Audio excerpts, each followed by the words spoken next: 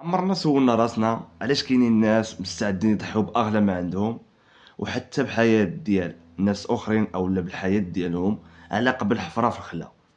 اليوم غنهضروا على واحد من أكبر الأسرار المظلمة اللي دازت في المغرب، عالم كنوز المرصود. غنشوفوا القصة ديال الفقي اللي لقى واحد الخريطة قديمة في سوس، وشنو وقع ليه فاش وصل لداك المرصد بالضبط. ولكن الأهم من هذا الشيء غنكتشفوا السر اللي كيطارد وساكن داك الناس أولا الأطفال الزهريين، ونشوفوا واش فعلا كان في داك البلاصه ذهب مدفون ولا شي لعنه ما كترحمش وكتطلب الثمن بزاف. المهم وجدوا راسكم، حيت هادشي اللي غادي نسمعوا واللي غادي نشوفوا غادي يبدلنا النظره كامله اللي كنا واخدين.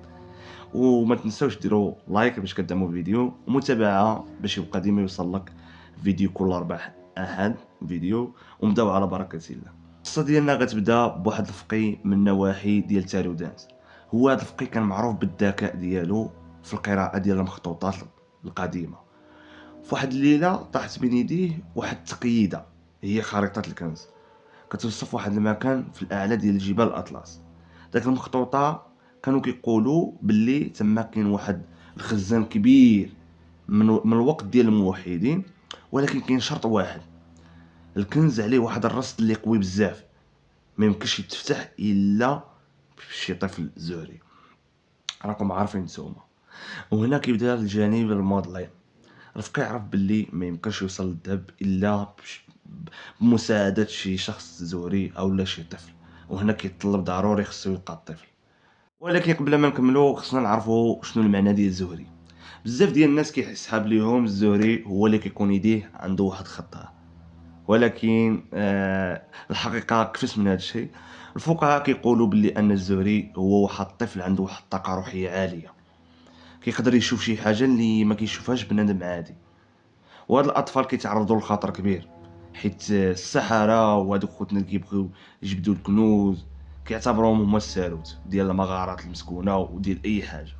واش هادشي حقيقي ولا مجرد خرافات استغلوا المجرمين صار؟ ولكن الواقع كيقول باللي بزاف ديال الاطفال كبروا في واحد الظروف اللي غامضه، والاثر ديالهم ديما كيوصل للبلايص كان فيها الحفير اللي جبدوا منها الناس الكنوزه او الكهوف او شي بلايص المهم بعادين. غادي نرجعوا للفقي ديالنا. قرر انه غادي يمشي هو والاصدقاء ديالو، وما غادي يضحي بالتزهري ولا شي واحد اللي غيديه هذا. ملي مشاو لداك البلاصه المحدده في داك الخريطه، بداو كيشوفوا شي حوايج اللي غرابين. الارض بدات بوحدها كتزعزع بحال الزنزان، كيسمعوا شي اصوات من تحت الحجر. وفاش حاولوا يقربوا هنا فين وقعت الحاجه اللي ما توقعوهاش هما. صافي هنايا الرصد بدا كيهاجمهم، الحجر كيجيو من هنا ومن هنا ما عرفوش تم. صافي هما بقوه الخلعه بداو كيهربوا. هاد الشيء هذا اللي قال ماشي هو الاول اللي كيقولها، بزاف د المرات كيتكرروا في اي بلاصه ولا في اي جبل ولا في اي قنت فيه داك الكنز المرصود كيوقع لهم هادشي. اي واحد كيوصل لهاد النتيجه.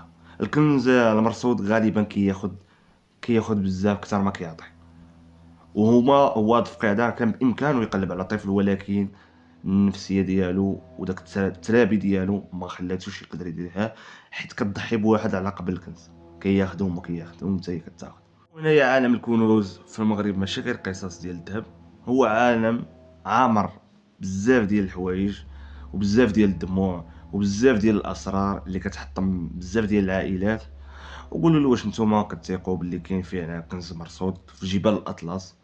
وانايا مأكد، حيت هادشي هذا اللي بحثت عليه وقلبت وكاين. ولا قولوا لي نتوما لا هادشي غير وسيله باش كيغطيو على جرائم ديال اختطاف الاطفال. والا كنتي فايت ليك سمعتي قصه حقيقيه وقعت في المنطقه ديالكم على الكنوز او الزهريين، كتبها لينا في التعاليق ياك. وقولوا لي القصص ديالكم نتوما مع هاد المواضيع. صراحه انايا واقعين لي بزاف. بحال واحد المره كنت غادي كنسبق في الغابه، وانايا دابا جيت انايا ما لقيت حتى حاجه صراحه، لقيت غير القلاش معرسين والعافيات في القنت وحافرين من التحت. لقيت كاسكيطه وزيد داك الكاسكيطه غير باش ما يجوش الجندار ولا هذا يقلبوا البصمات كدا ويجبدوا داك الشيء. والله الا جبتها وجبت داك القلوشه واعره صراحه، قال لي بالوحه باش ما يوقعوش في هذا.